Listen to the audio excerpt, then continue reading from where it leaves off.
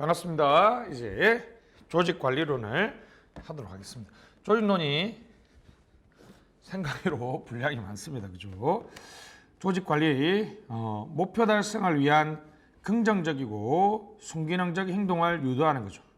긍정적 태도, 행동이 있습니다. 그래서 이제 개인 차원에서는 개동세, 개인 차원에서는 동기부여를 연구하지만 최근에 동기부여는 110만 명을 개인별로 다 연구하기 힘드니까 우리 세대별로 연구하는 것이 일반적입니다. 개인 차원은 동기부여, 세대 차이를 고려한 거죠.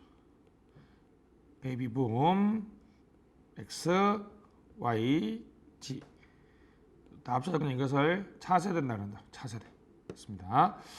조직 관리, 조직 행동, 조직 행태, 조직의 과정, 노사 공존 번영이라는 조직 이론의 끝판왕이죠. 인본주의를 구현하려고 한다는 거죠. 자, 가장 좋은 것은 바로 조직 시민 행동이죠. 조직 시민 행동. 직무에 대한 감정적인 직무 재밌네. 직무 몰입은 직무와 나를 일체화하는 거죠. 아이덴티파이. 일체화하는 겁니다. 우리 모라일체 그거 할 때 들어봤죠? 모라일체 일체 됐습니다. 그 다음에 조직 몰입을 이끌어내죠. 조직 몰입을 이끌어냅니다. 조직 몰입은 정서적 몰입, 공리적 몰입, 규범적 몰입입니다. 연속적 몰입이라고 하기도 합니다. 연속적 몰입. 만몬몰 가장 중요하죠. 조직에 있는 개인들이 가장 많이 보이는 긍정적인 직무 태도. 보통 이 태도가 행동을 결정하기 때문에 행동이라 해야 되겠습니다. 자, 조직 시민 행동은 내 직무 범위를 초월해서 공식적 보상을 받지 않습니다. 공식적 보상과 초월했다는 말도 맞지만 무관하게. 자, 옆 부서가 야근하는데 얼레리 끌레리 니는 야근해라 나는 집에 갈게 이런 식으로 놀리는 게 아니라 아이고 금요일날 야근은 얼마나 힘듭니까? 제가 도와줄게요. 같이 좀 하고 가시죠. 근데 옆 부서가 야근하는데 지금 도와주는 행위는 자신의 직무 범위가 아니죠. 그리고 내가 야근한다고 해서 내가 초과 근무 수당을 받는 것도 아니라는 거죠. 근데 여러분 입장에 보기에는 가장 좋은 조직인들 얼마나 서로 조직 사이에 부서를 넘어서서 서로가 끈끈하게 연계되어 있으면 야근하는 걸 도와주려고 그러겠어요. 이러한 조직 시민 행동이 높아지는 대표적인 이유 중에 하나가 바로 조직에 있는 구성원들의 직무 초월도 맞죠. 무관하게 한다는 거죠. 조직이 가진 구성원들 사이의 호혜규범과 끈끈한 공동체의식, 이른바 조직 사회자본이 조직 시민행동을 야기하는 가장 중요한 요소로 연구되고 있습니다. 이타적 행동, 이양신참배, 양심적 행동, 신사적 행동, 참여적 행동, 배려적 행동. 이양신참배죠. 이양신참배. 부정적 행동은 직무 불만족, 낮은 조직 몰입, 스트레스, 일탈 행동이 있습니다. 자, 동기부여입니다. 동기부여는 가장 크게는 내용이론하고 과정이론, 인지지각이론이죠. 됐습니다. 그 다음에 지식정보사회에서의 동기부여 이론과 PSM, 공직 봉사동기. 2020년 입법고시에서 시험에 나왔죠. 됐습니다. 이렇게 그리고 세대별 동기부여. 조용한 세대, 베이비붐 세대, X세대, 차세대, Y세대와 G세대를 말합니다. 다시 올라가서 그래서 다시 내용이론입니다. 내용이론.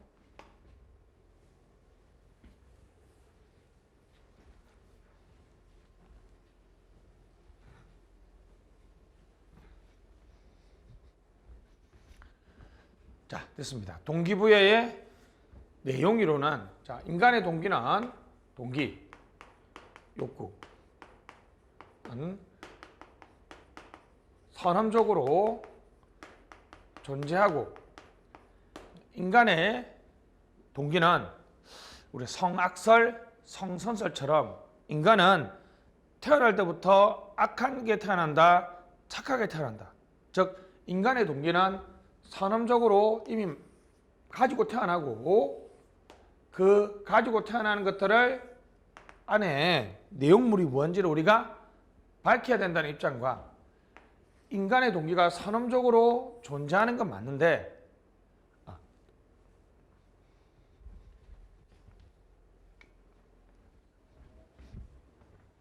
다시 갑시다. 말을 조금 실수했습니다. 자, 인간의 동기는 안에 내용이 뭔지 욕구라고 얘기합니다. 인간의 동기는 안에 내용이 뭔지를 밝히려는 것과 이런 내용과 무관하게 뭔가를 지각하거나 인지하게 되면 동기가 생긴다는 두 가지의 극단적인 관점이 있습니다. 인간의 욕구, 동기가 내용이 무엇인가는 인간은 선험적으로 가지고 태어나기 때문에 그것을 우리가 정확하게 연구를 통해서 규명하면 된다는 이론과 아니다. 메이드가 아니라 메이킹이다. 인간의 욕구는 선험적이지 않고 인간이 자라오면서 사회 문화를 배우는 이른바 사회와 가정에서 만들어진다. 자, 인간의 욕구는 선험적으로 존재한다. 이걸 우리가 찾아내야 된다. 두 가지의 관점이 있습니다. 마슬로우라는 학자가 최초로 생안사 존재라는 5가지. 그래서 욕구 계층제입니다. 하위 욕구를 어느 정도 만족해야지 상위 욕구로 올라간다는 거죠. 됐습니다. 근데 알더프란 학자는 그거 너무 많다. 존재에 관련된 거, relation, 관계와 관련된 거, growth, 성장에 관계된 거, 3가지가 있다. 그리고 인간 욕구는 밑으로 내려오기도 한다. 근데 하위 욕구를 중시하는 애는 X형 인간, 상위 욕구를 중시하는 인간은 Y형 인간이다. 생안사까지는 X형이고요. 존재까지는 Y형 인간이죠. 이쪽은 인간의 동기부여와 관련된다 그래서 동기요인이고요. 이쪽은 위생 또는 불만족과 관련된다 그래서 만족 요인이겠죠. 허처버그 이론이 아주 재밌죠. 회계사들을 조사했는데 우리가 만족과 불만족이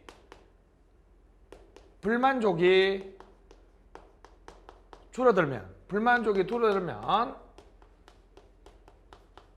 만족할 거라고 봤는데 불만족이 구인 사람이 만족이 구인 사람도 존재한다. 그래서 불만족과 만족은 단일 차원이 아니라 불만족이 없으면 만족하는 게 아니라 불만족이 없는 상태가 된다는 거죠. 절대 만족하지 않아요. 반대로 만족이 낮아지면 불만족되는 게 아니라 만족이 없는 상태가 된다는 거죠. 불만족 요인을 아무리 줄여도 만족하지 않아요. 만족해야지 동기가 부여되는데 욕구 충족이 전혀 차원이 다르다는 얘기죠. 그래서 허처버그는 이 2개를 발견하고 나서 불만족 요인을 줄여주는 것을 우리가 enlargement, 직무 확대, 확장이고요. 만족 요인을 높여주는 것을 직무 풍요화, 직무 충실합니다. enrichment라고 했어요. 직무 수행에 자율성을 부여하면 열심히 수직 분할을 완화시켜서 자율성을 부여하면 열심히 근무하고 동기부여 된다는 거죠. 이것이 어쩌버그 이론인데 핵만과 올드햄은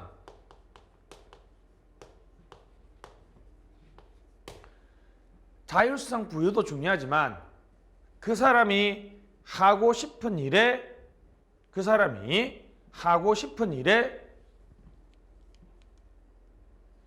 자율성을 부여해 줘야 된다는 거죠. 직무 특성 이론입니다. 직무 특성 이론이 되겠는데요. 직무 특성 이론은 job characteristic이니까 다정중입니다.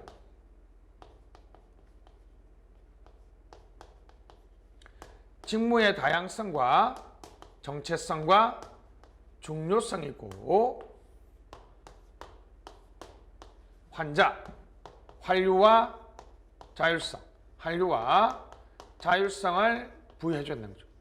그러니까 아무리 자율성을 부여해서 네 마음대로 한번 해봐 그랬는데 이게 0이면 이 직무를 내가 중요하게도 생각하지 않고요. 나의 기술을 다양하게 해준다고도 생각하지 않으면 직무 자체가 이 조직에서 핵심적인 직무다.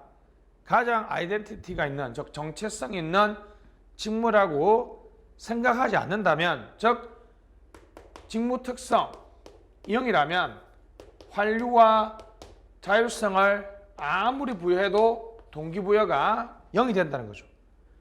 아주 제가 좋아하는 말이죠. 그래서 feeling of meaning, meaning of feeling fulness, 직무 수행에 의미감을 부여. 다른 말로 하면 의미 있는 일을 하고 있다라고 해줘야지만이, 의미 있는 일을 하고 있다라고 해줘야지만이 동기부여가 된다는 거죠.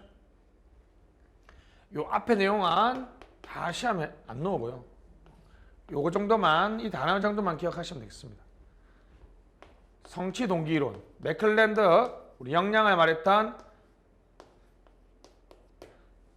맥클랜드는 인간의 욕구는 사회화 과정의 산물이고, 처음에는 권력을, 그 다음에는 친교 욕구를 배우다가 성취 동기를 배운다는 거죠. 성취 동기가 높은 사람들이 동기부여가 잘 돼서 업무 성과가 좋다. 그래서 성취 동기가 높은 사람들의 특징이 뭐냐? 근데 이거는 상당히 중요한 의미를 가지고 있죠. 인간의 욕구를 발전시킬 수 있다는 거. 이런 이제 선언적으로 가지고 태어나니까 개발, 변화시킬 수 없다는 거죠. 그러나 여기서는 인간의 욕구를 발전시킬 수 있다는 거죠. 자, 지각인지입니다. 자, 예를 들면 형하고 나가 다 이제 공부를 잘해서 1등을 했어요. 둘 다 경제적 욕구가 있었어. 용돈을 10만 원 준 경우, 10만 원, 5만 원 준 경우, 만 원 준 경우, 세 가지 경우 중에 어디가 가장 좋을까? 자, 내용이로는 형은 10만 원치, 만 원치 동기부여가 되고, 나인 동생은 10만 원치, 5만 원치, 만 원치의 동기부여가 된다는 거죠. 근데 아마 여기서 이 경우가, 그죠? 나는 바로 5만 원을 받아도 이 경우보다, 그죠? 둘 다 형평한 대우를 받았다고 느꼈을 때문에 동기부여가 되겠지만 이 경우가 최악이죠. 만 원보다 무려 5배나 많이 받았지만 형이 10만 원 받았을 때와 내가 5만 원 받았을 때 나는 바로 가출하거나 투쟁을 하겠죠. 아주 중요한 얘기입니다. 위에서 말하는 욕구 충족과 동기부여는 별개예요. 욕구가 충족되면 바로 동기가 부여된다라고 주장하는 것이 우리 내용 이론이면, 그렇죠? 요 중간에 요 이론은 형평성 이론인데 형평한 대우를 받았다라고 지각, 인지할 수 있어야 된다는 거죠. 내면에 지각과 인지가 있어야 된다는 거죠. 특히 불형평성을 지각할 경우 그것을 시정하기 위한 다양한 행동을 하게 된다는 거죠. 첫 번째, 브룸의 기대 이론이죠. 모티베이션, EIV입니다. E 곱하기 I 곱하기 V만큼 된다는 거죠. 여기 가장 중요한 건 이거죠. 지각 이론이죠. 기대. 예를 들면 1,000억을 주겠대요. 에베레스트를 한 달 안에 오르면 경제적 욕구를 가진 사람에게 가장 좋은 수단이 되죠. 근데 아무리 이렇게 해도 우리가 맨날 적극 행정해서 1등을 하면 1계급 특진을 시켜주겠다라고 하면 적극 행정과 승진의 욕구를 가진 사람이 당연하게 연결되지만 중요한 건 뭡니까? 내가 이걸 할 수 있다라고 기대하고 인지하고 지각해야죠. 지금 여기 내가 에베레스트를 오를 수 없다라고 생각하는데 아무리 해줘도 동기부여는 0이라는 거죠. 내면의 기대, 인지, 지각이 아주 중요하다는 거죠. 자, 방금처럼 아담스의 형평성 이론이 있습니다.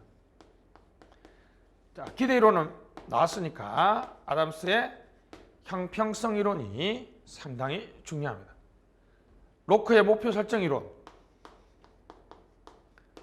다 넘어가고 이제 지식정보사회는 전혀 다른 사회이기 때문에 인트라프레뉴 사내 기업가를 육성하는 동기부여를 해야 된다는 거죠. 그리고 이제 노차 강조했던 PSM 합규감 합리적 차원, 규범적 차원, 감정적 차원에서 공직 종사자들만이 가지고 있는 독특한 동기부여 체계를 공부해 줘야 되겠습니다. 됐습니다. 자, 그래서 마슬로우는 욕구의 5단계설 생안사 존자입니다. 생안사 존자 됐죠. 우상의 원리 하나의 욕구로 설명하는 것. 하위 욕구에 어느 정도 만족해야지 하위 욕구에서 상위 욕구로 올라간다는 거죠. 아주 배가 고픈 사람이 마칼람니스트가 맛집에 가서 밥을 먹으면 그것은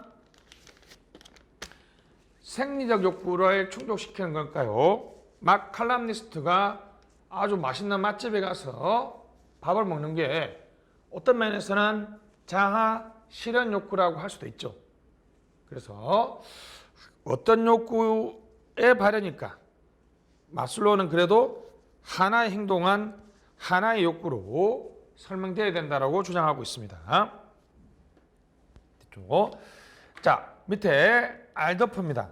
알더프는 그게 아니라 인간의 욕구는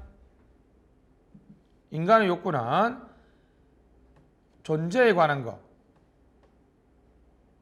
관계에 관한 것, 성장에 관한 것, 생안을 묶어서 존재에 관한 거고요. 사존을 묶어서 관계에 관한 것, 자신을 묶어서 성장에 관한 겁니다.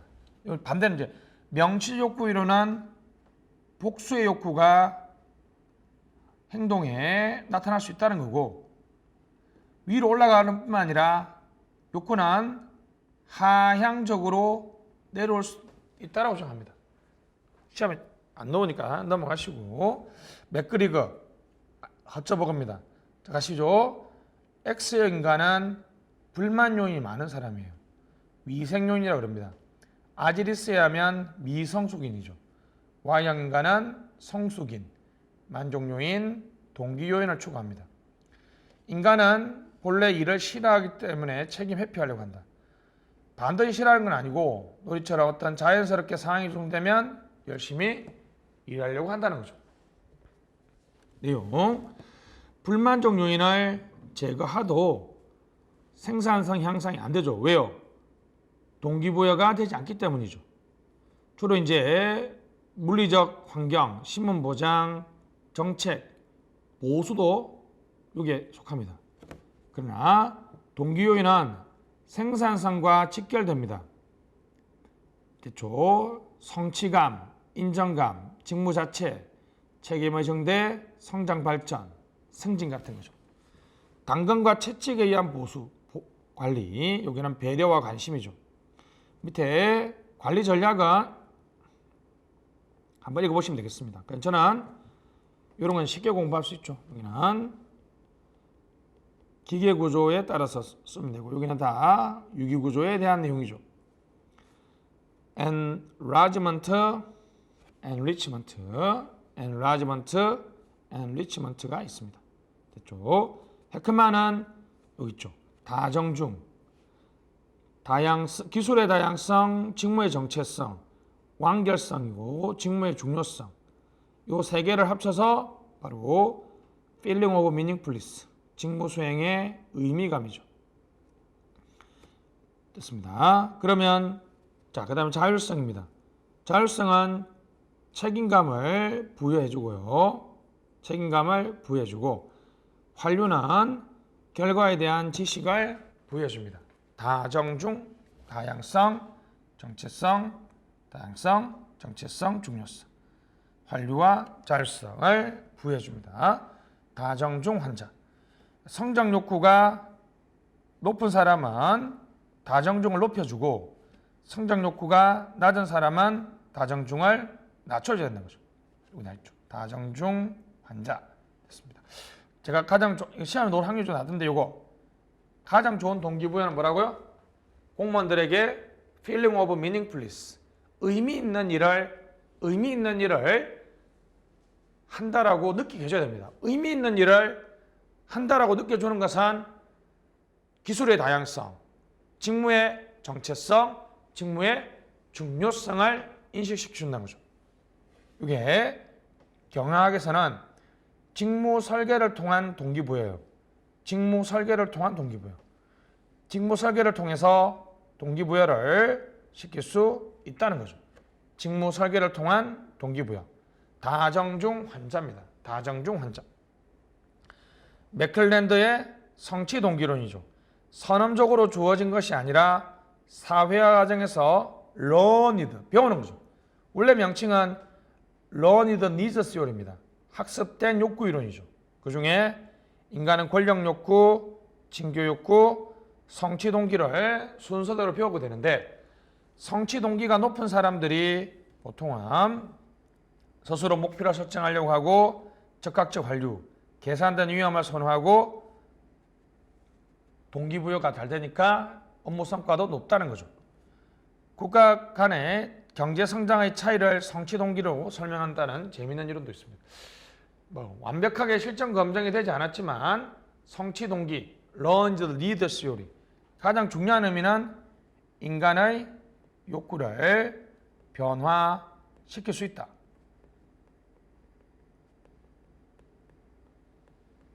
그리고 국가 간의 경제 차이를 한국의 국민성에서 바라보는 장점이 있습니다. 실전 검증이 되지 않았다는 단점도 있죠. 자, 과정이론입니다. 과정이론은 지각인지입니다. 지각인지. 욕구 충족과 동기부여. 욕구 충족과 동기부여는 별개다. 욕구 충족이 된다고 해서 바로 동기부여가 되는 게 아닙니다. 브룸의 기대이론이죠. 그리고 핵심은 뭐라고요? 기대감을 높이자는 거죠. 어떤 결과 가치에 대한 나의 행동을 유인하는 것을 유인가라 그럽니다. 밸런스라 그러죠. 유인가, 유인가치. 예를 들면 승진하고 싶은 사람, 성과급 받고 싶은 사람이 있겠죠. 수단은 이 유인가를 달성할 수 있는 수단을 말합니다. 금평 1등이라고 해봅시다. 금평 1등을 하면 승진이나 성과급을 받을 수 있다는 거죠. 수단성이죠. 근데 중요한 건 뭐라고요? 내가 금평 1등을 할 수 있는 주관적인 기대, 인식이죠. 아무리 유인가가 완벽하고 수단성이 완벽해도 내가 할 수 없다라고 느끼면 절대 동기부여되지 않는다는 거죠.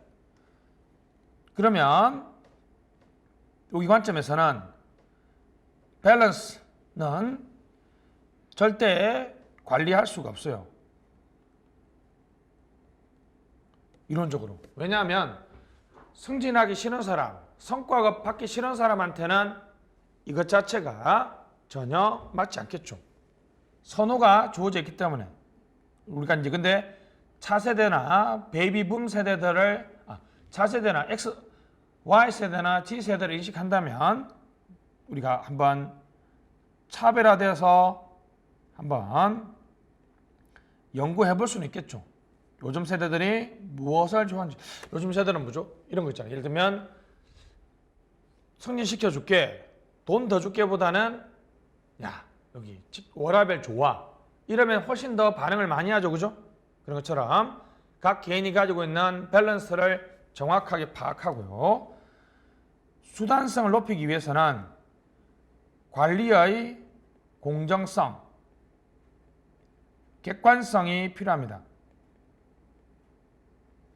어떤 경우에는 금평 1등을 승진시켰는데 그 다음에는 금평 1등을 승진 안 시켰어요. 알고 보니까 승진시킨 사람이 자기 아들의 친구다. 또 내 고향 후배다. 또 어떤 경우에는 금평 1등을 해주고. 수단 관리가 객관적이거나 공정하지 못하면 절대 이 관계가 명확해지지 않습니다. 수단성이 떨어지면 떨어질수록 동기부여가 떨어지겠죠. 그리고 기대감. 역시 기대감을 높여주기 위해서는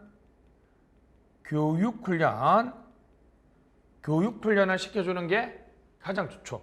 견학, 학습 등을 통해서 또는 경력관리 등을 통해서 너도 금평 1등 할 수 있다는 것을 인식시켜주는 것이 가장 중요합니다. 됐습니다.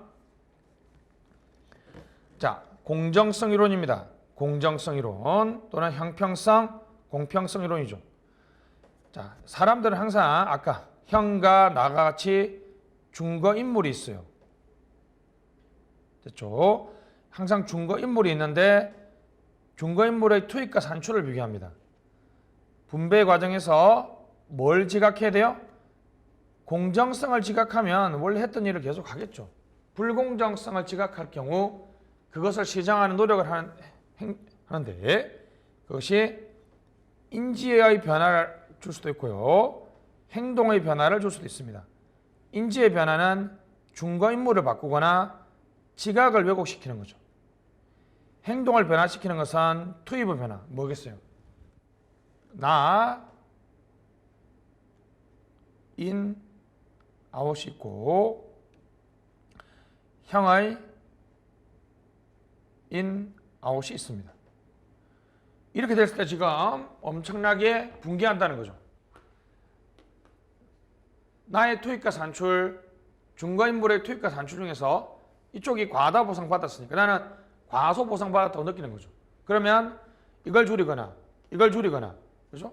투입을 줄이거나 산출을 줄이거나 이직을 하거나 근무 태만을 할 수 있다는 거죠. 됐습니다. 최근에는 과정 공정성을 넘어서 분배 공정성을 넘어서 과정 공정성까지 가고 있습니다. 과정 공정성. 절차가 공정했느냐, 상호작용이 공정했느냐. 예를 들면 이런 거죠. 예를 들면 여성이 느끼는 고위직에 8%, 3%인가요? 하여튼 8%, 고공단의 10%, 과장급의 25%를 목표로 하고 있는데 여자분들이 이 고공단의 승진에 우리의 양이 적다. 그래서 배분 공정성이 관점에서 우리가 노력한 만큼 충분히 고위직의 자리를 배분받지 못했다고 주장할 수도 있지만 한편으로 우리는 승진의 절차와 과정을 결정하는 과정에서 과정 공정성에서 남자와 여자가 동일한 절차를 거치지 않았을 수도 있고요. 설령 동일한 절차를 거치도록 하더라도 상호작용이 공정하지 않을 수도 있죠. 그래서 과정 공정성은 절차 공정성과 상호작용 공정성으로 구분됩니다. 절차 공정성과 상호작용 공정성으로 구분되죠. 됐습니다. 최근에 이게 조금 중요하게 다뤄지고 있습니다. 됐습니다. 포터-룰러의 업적 만족 이론입니다. EPRS. 특히 재밌는 거는 이제 기존의 이론은 어느 정도 만족해야지 동기부여가 돼서 성과가 나온다라고 주장했지만 포터-룰러는 먼저 성과를 내고 거기에 만족이 주어지면 보상이 주어지면 맞죠? 노력을 통해서 어떤 퍼포먼스 성과를 내면 거기에 보상이 주어져요. 이 보상은 주로 이제 외재적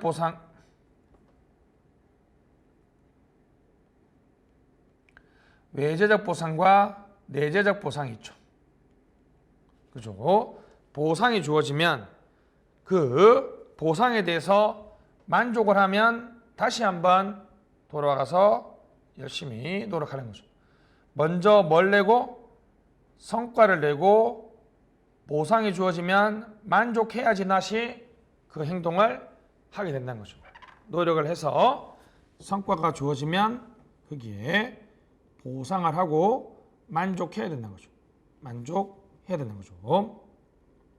EPRS입니다. 예를 들면 무슨 얘기예요, 이제? 예를 들면 적극 행정을 했는데 내재적이거나 외재적인 보상, 그렇죠?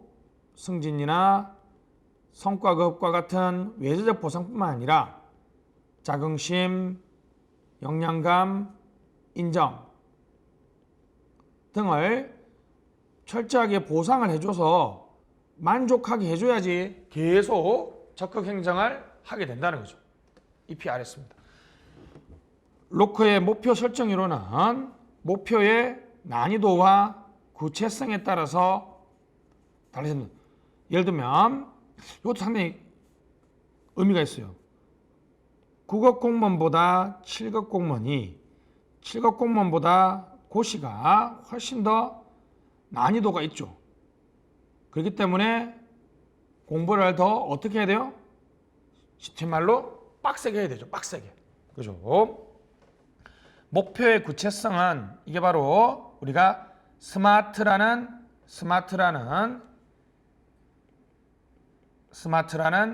MBO의 이론적 근거가 됩니다. 자, 여러분한테 좋은 아침 열심히 공부합시다 는 절대 동기부여가 되지 않습니다. 목표를 구체적으로 설정해 주는 것이 가장 바람직하다는 거죠. 예를 들면 9시, 10시, 11시로 설정해 줄 수 있지만 하루 오늘 여기까지 해, 한 달 여기까지 해, 일주일 여기까지 해. 구체적으로 스페시픽하고 메저러블하고 아치어블, 리절트 오리엔티드, 타임 바운스, 스마트한 목표를 설정해 주면, 즉 구체적으로 목표를 설정하면 내가 오늘 저녁 12시까지는 어디까지 해야 되는지 행동의 방향을 제대로 알 수 있습니다. 행동의 방향 됐습니다. 목표의 구체성과 난이도를 조정해 줘야 된다는 거죠. 스키너의 강화 이론입니다. 우리 자극의 함수라는 거죠. 내면이 아니라 결과를 봅니다. 인간은 외적인 스티뮬라 하면 리스판스를 한다는 거죠. 외부 자극에 대한 반응으로 본다는 것이고, 자기 효능감, 요거하고 요게 정반대 이론이죠. 자기 효능감입니다. 자신감이죠. 자신감. 셀프, 이피커시. 인간은 모럴 에이전시다.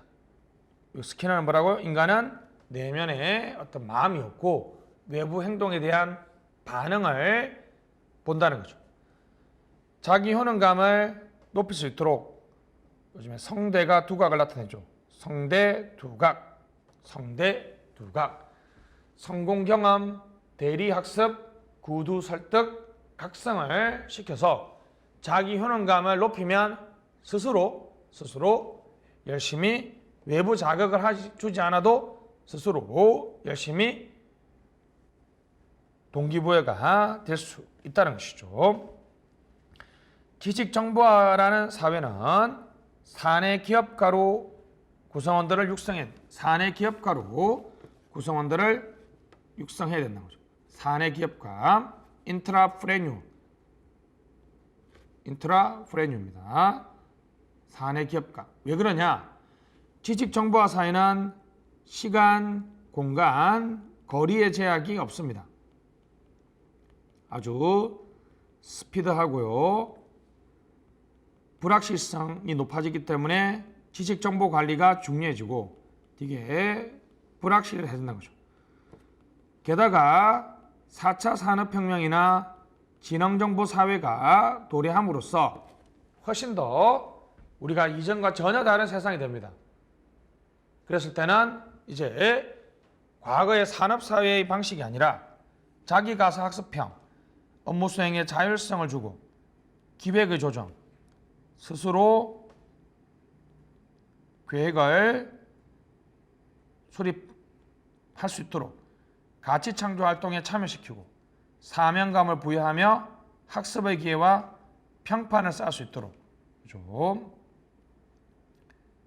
적극 행정 면책 제도 이런 것들이 어떤 면에서는 지식 정보 사회에서 바람직한 동기부여라고 볼 수 있죠.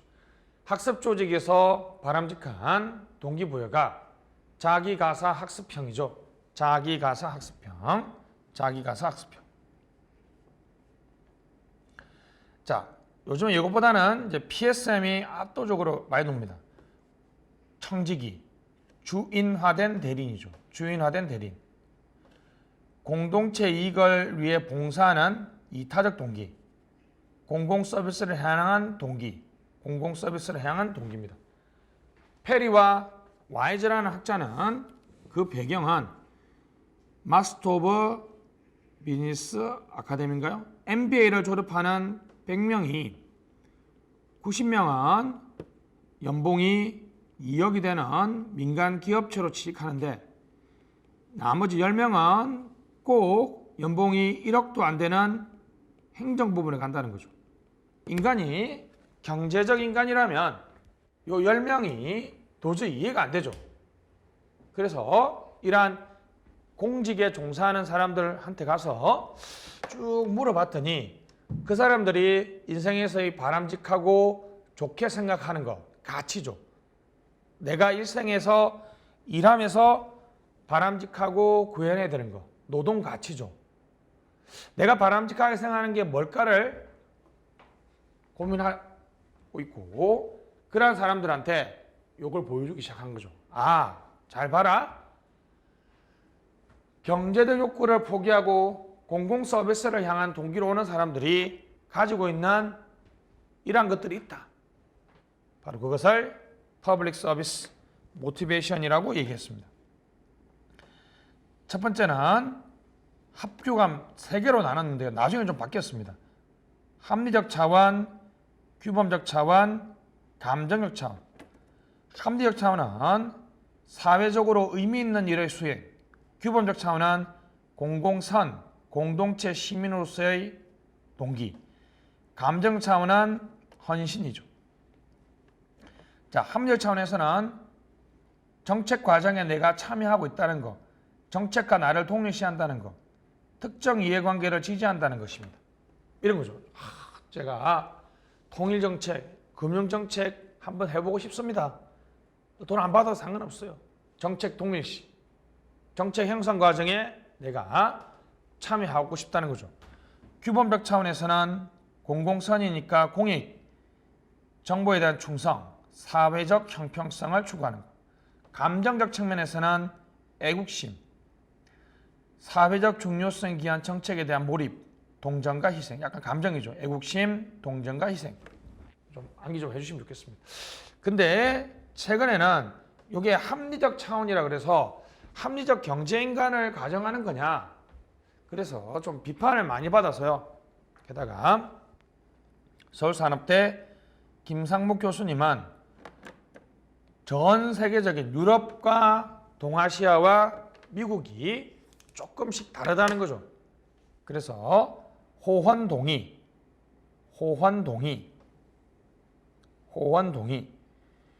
자, 공공봉사에 대한 호감, APS입니다.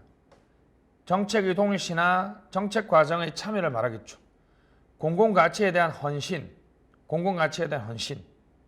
몰입이죠. 뭐 야근을 많이 한다든지 이런 것들이고, 동정심 나와 있네요. 동정심, 감정의 차원이죠. 자기희생, 이렇게 네 가지로 나눠놓고 있는데 이번 입학고시에서는 합규감으로 나왔습니다. 합규감으로 나왔으니까 일단 합규감으로 좀 기억을 좀 해주시면 좋겠습니다.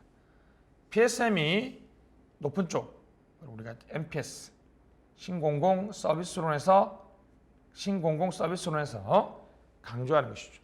신공공 서비스론에서 강조하는 것입니다. 대시의 인지평가 또는 자기 결정이론입니다. 자기 결정이론이라고 얘기하죠.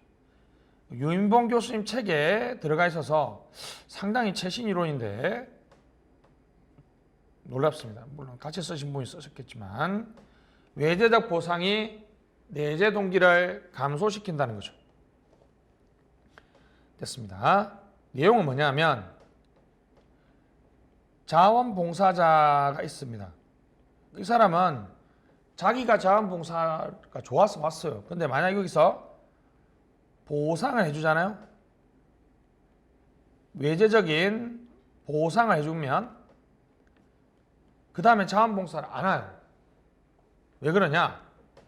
만약 자원봉사를 오게 되면 사람들은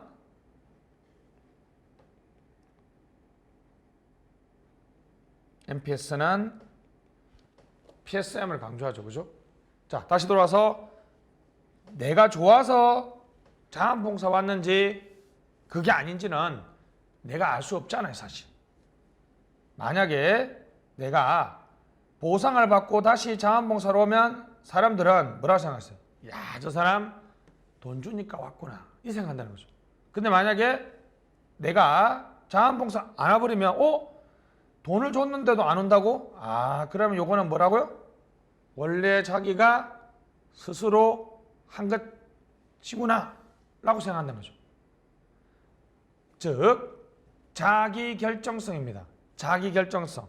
자기 스스로가 동기부여를 했다는 것. 즉 내가 스스로 결정해서 자원봉사를 왔다는 걸 보여주기 위해서 자원봉사를 안 하죠. 그러니까 외제적 보상을 주면 내적 동기, 에이 자원봉사 가지 말아야지 라는 내적 동기를 감소시키거나 없애버린다는 거죠. 성과가 뛰어난 사람한테 성과급을 주면 좋긴 한데 이 성과가 뛰어난 사람이 스스로 하고 싶어서 했다는 거야. 근데 계속 이 사람이 다시 성과를 내면 사람들이 야, 너 성과급 받아서 그러는구나 이렇게 생각한다는 거죠. 그러니까 외제적 보상이 주어지면 안 된다는, 즉 자기결정이론은 MPM적 개혁, 성과급을 강조하는 MPM적 개혁에 대한 비판이죠. 인간은 보편적으로 역자관입니다. 역량감, 자율성, 관계성을 높이려고 해요. 이거는 인간이 대시란 학자가 연구해서 인간이 보편적으로 가지게 되는 인간의 심리를 말합니다. 자율성도 높고 싶고 역량감도 높고 싶고 관계성도 개선하고 싶어요. 그래서 이제 인간의 동기는 크게 무동기, 인간의 동기는 크게 무동기와 여기 전체가 외제동기죠. 무동기, 외제동기, 내제동기라는 세 가지로 나눠져 있습니다. 특히 요 외제동기는 강요에 의한 거, 강요에 의한 거 있고 체면을 위한 거, 내 이익과 동일하기 때문에, 내 가치와 동일하기 때문에 됐습니다. 그래서 무동기, 외제동기, 내제동기인데 뭐가 내제동기일 때 역자관이 가장 높아진다는 이론이죠. 내제동기일 때 역자관이 가장 높아진다는 이론이죠. 핵심보다 외제적 보상이 내재적 욕구를, 동기를 감소시킨다는 이론이죠. 자, 베이비붐은 성공 야망을 강조하죠. X세대는 탈권위를 강조합니다. 차세대는 성공도 하고 싶고 팀과 자신을 동시에 지키고 싶다는 거죠. 됐습니다. 자, 여기서 동기부여 이론을 했는데 실제로 쭉 가서 시험에 놓을 만한 것은 많지 않습니다. 여기 있는 것처럼 아담스의 형평성 이론, 제가 좋아하는 요 단어 의미감, 직무 설계를 통한 동기부여, 직무 수행에 의미감을 부여해 줘야 된다는 것이고 됐습니다. 자, 이번 강의 여기까지 하고요. 다음 강의에서 집단 차원의 조직 관리를 공부하도록 하겠습니다.